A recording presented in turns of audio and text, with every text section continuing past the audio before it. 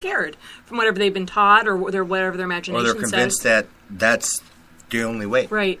But I always try to look at everything because we've been on that whole religious church riding boat and everything and seen so many different things and learned so many things that we can compare. We can compare. We know. Compare and contrast, as the English would say. But with Catholicism, okay, so they pray to dead saints. So if you're talking about, rituals and stuff, I mean, that's one thing that it's basically what these other ones do, right? They're praying to dead saints.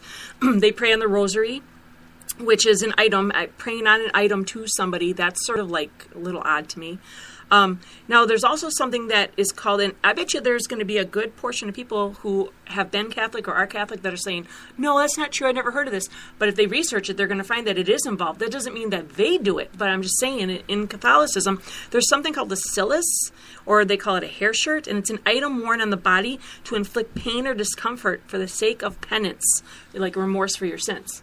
Right. Ouch. Give yourself your own pain. Yeah. An idea of saying, you know what, maybe if I provide myself with enough pain, then somehow I'll be forgiven for what I've done. Or worthy to go to heaven. Worthy. It's like nobody's worthy. Jesus says we are to take up our own cross, but that's not physical pain. He's just saying we're going to go through hard things. Each of us have a different cross. We all have our own pains, our own problems, our own issues. Yeah. And my issue is not your issue. And so our own cross is our problem. Sort of is, though, because you are my issue sometimes. Oh, ditto. I'm just kidding. I love you. I love him, for the record. See, that's on air. How can you not love me? Oh, to know me is to love me. I guess. Yes, that's true. Okay, another thing in Catholicism is called... Matters not. I am still your husband. I think it's called flagrum. It's a voluntary penance and mortification of the flesh. It's like a safeguard against committing further sins. And then they have different relics that are associated with saints that they pray on and they display. And that's sort of like ritualistic too. If we're going to be talking about all these other ones, you're going to see sort of the similarities, and we can like pick out a later on in the podcast. We're going to talk about other rituals, and people are going to be like, "Oh, that's weird." But if you compare it to what we're doing in the States, it's sort of the same thing, just we're differently. There's also something called indulgences, and that's special actions that a person can perform in order to reduce or remove the temporal punishment that is owed, or that they've owed. So, but it has to be declared by the Pope. So that's odd. You're just like shaking your head. SMH. And there's something else called a scapular. And this is a necklace with 2 pieces of wool and a string. And it's prayed over by a priest. And you say prayers. And Mary, the mother of Jesus, she's going to make sure that you don't die a horrible death. It's going to ensure you that you see a priest in confession before you die. She's going to work all that out with God. That's nice. Where is any of this biblically? None. That's what I'm saying. So it's like if you're going to call yourself a Christian, then practice Christianity. Whereas these other ones aren't saying they're Christian, right? But they're doing their own thing. But this is like they're saying they're Christian. It's just another form of ritual. So, right. For us to sit there and compare a voodoo guy to this guy or that guy, it's all the same. Wrong is wrong. Right. You're on the wrong track. You're on the wrong track. Just there's only one way. The Bible tells us that the way is very small and narrow, and very few there be are going to find it. And there's one Lord, one faith, one baptism. That's it. There's only one way, and none of these ways we've discussed so far are going to do it. Don't have to poke anything your that you come up with in your own mind is not going to work. Yeah, that's why I like the Bible, because to me it's a safeguard. I like those rules. It actually warns us against people who might tell us not to eat meat. It warns us in Timothy. Yeah. So be careful of those who tell you not to eat meat or abstain from meats. Yeah, because it says... Now, I have no problem with somebody who says, well, I'm a vegetarian and I don't want to eat meat. That's fine. Right. But don't think you're pleasing God in the process. Yeah, he don't care. Because it doesn't say that. Yeah. In fact, God tells us, hey, I've made it, it's good for you. Yeah, The Testament tells us, if I've made it, it's good for you. Eat it. Well, he also now, says I'm not saying all of today's food's good for us, because I think I think my working partner today told me, he goes, hey, if you see them nice, you go to the store and you go to buy some chicken, and you got real nice thick pieces of meat and everything. Yeah. He says, probably don't eat it. It ain't no good for you.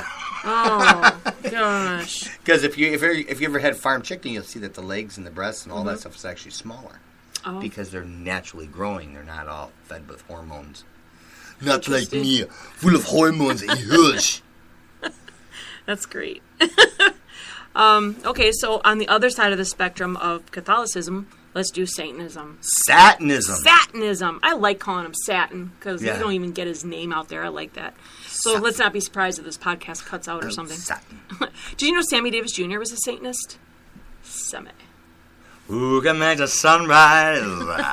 Sprinkle it with dew. So I just thought that was... a kind of covering, a miracle or two. Scott. That kind of man can... Scott. What? Okay. So, yeah, he was. And some say that Satanism is just a religion. You know Let what them happened do their to thing. him, don't you? He died. Yeah. Yeah. A lot of people die. Oh. Yeah. But it's just weird that he was a Satanist. So people are saying, let them do their thing, But it's like, do they not realize they're saying that they worship Satan? Do you know about Satan? Like, that would be like... Well, somehow, where do they... I don't have maybe all the knowledge in that particular area as I do some of the other ones. Mm-hmm. But who created him? No, yeah, exactly. So they're practicing the fact that they're going to choose what some would say the number 2 guy as their leader. No, go for the number 1. Go for the one who created the one. Always go back to the creator, not the creation. Yeah. Ooh, I like it. This is what Jesus allowed. He says, "I'm going to allow my creation to destroy the creator." That shows how warped people are. Yeah. However, I will rise above. Well, like when you go to the movies and you go see like Transformers, which I love that movie. You go see that, and people are all about the actors and the action and everything, and the actors get all the thing, but it's like, who made the movie? Who wrote it? And who did all that stuff? That's who... Actually, I did. No. But between your karate lessons? Oh, I'm a busy guy. Well, with Satanism, there's numerous accounts of ex-Satanists and victims of their sect. Their motto is, do what thou wilt. So there's no boundaries, no guidelines. And where that's in this world can we do anything with no boundaries and guidelines? Yeah, nowhere. The fact is, people must be governed. People don't like that, though. You've got that people who are rebellious and they don't want to be. The problem that we've had with society and worldwide in all nations and walks is that the government has, of all different types, has taken it upon themselves to do a lot more and have a lot more freedom than they should have. Yeah. But people must have a certain governing status. Sure. They must be. There has to be control. Well, if there's not, then you've got a lot of craziness, and that's where this comes in because, I mean, if you're worshiping Satan and you have no boundaries, and who's to say that he's not going to turn on you? It's like, he will. He's Satan. Of course he will. Oh, but, so, it's there. If you go online, you can do a lot of research. There's some books out there that are just, oh my goodness, you don't even read them. They're upsetting. But there are so many cases, because there's so many groups out there now that are helping people who came out of Satanist cults or were victims of it. Kids who were raised in it. But, there was a story about a teen girl. She was impregnated during a satanic ritual. And then when she had, they forced her to have the baby, obviously. And then when she had the baby, she had to kill the baby and cannibalize it. Eat its heart in the presence of all the members. And then in another story, there was a small child who was kidnapped. And, this is horrible. They sealed that small child inside the cavity of a gutted animal. And then they rebirthed it, reenacted a rebirth during the ceremony. So that the spirit of that animal or whatever, and then you'll find a lot of people, we talk to a lot of people with schizophrenia, mental illness and stuff, and there's a lot of people who come out of Satanism that have schizophrenia, and that's because you're dealing with so many demonic people or demons. The human mind was never designed to handle more than its own. We have a hard enough time the way it is, Yeah, you do. Good point. Yeah. But this, so there was this one girl, she was thrown into an electrified cage with wolves. And she was ritually tortured to deliberately produce a wolf personality. So before she died, they pulled her out or whatever, but that's crazy. Why do you do it? Oh, my word, who cares? I do, obviously. You're so worried about it. I want it this way. The papers. I want the papers to look this way. But no one can see we're on the radio. But I can see. Okay, that's so odd. It's just like the dandelions in the grass. Everybody else in the neighborhood, not me, buddy. Not me. There's a little bit of OCD going on there. No. Yeah. But there's a story that I have about, and I don't know to this day what the real deal was, but I was living with my mom, and I think I want to say like I was early teens, maybe 13. And that would be pretty early teens, like the first year of teens. It could be 13, 14. I don't know. You said 13, though. You didn't say 12. I'm not 12 sure. is a Preteen, tween. Yeah. So one day, I'm in my bedroom, and it's during the day, and she calls me out and says, hey, I want you to come out and meet somebody. And so I come out. She's introducing me to these people. My mom was the sweetest person in the world. She was like Catholic and stuff. But she's like, this is my cousin Kevin or something like that. And this guy looked like Elvis. Oh, you told me this story. He was in all black. He had this open shirt with the whole pentagram thing. And he was with a chick who looked just like Elvira, if anybody knows who Elvira is. Long black hair, and she was really creepy looking. And she introduces me as his cousin. I'm thinking, cousin to who? Like, I don't even know who this guy is. I've never heard of him. I don't know who he is. And supposedly, we talked for a couple minutes, and supposedly on Halloween, which was coming up, it was probably like, September or something. Oh, Halloween's in October, Heidi. No, this was in September. Oh. And October, Halloween was coming up. And so they invited me to take part in their little ritual, but it was supposed to be only being fun because I was still a virgin. I think I was 14 because I remember them saying, 14-year-old virgin, and you're going to dress up in white and you're going to be part of a ritual. Nothing's going to happen. It's all reenactment. It'll just be fun. And they wanted me to take part in this. And I'm thinking, I'm looking at my mom like, what? I'm freaking out.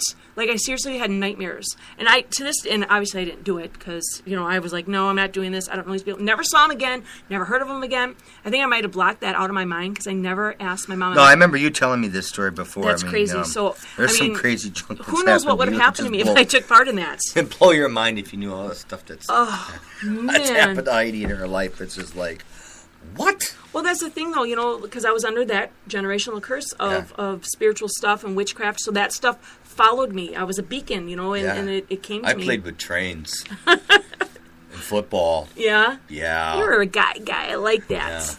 Yeah. I think next week we'll talk about Freemasonry. We should probably... What? Because I want to talk about some rituals.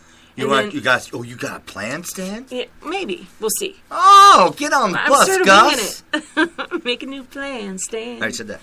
Oh, you said it first, though. That's not how the song goes. Oh, don't listen to me.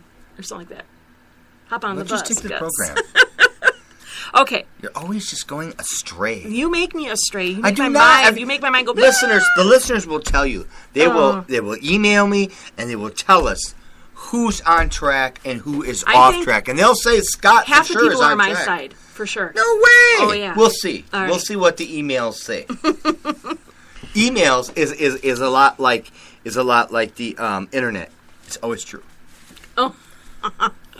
It's okay, Karate Master. So, here's some crazy miscellaneous rituals. Okay. Yeah, you know what? I think it's a good idea about leaving that later because there's a whole lot more we can go on to there. With the Freemasonry? Yes. Because they do have a really crazy ritual that we were going to talk about tonight.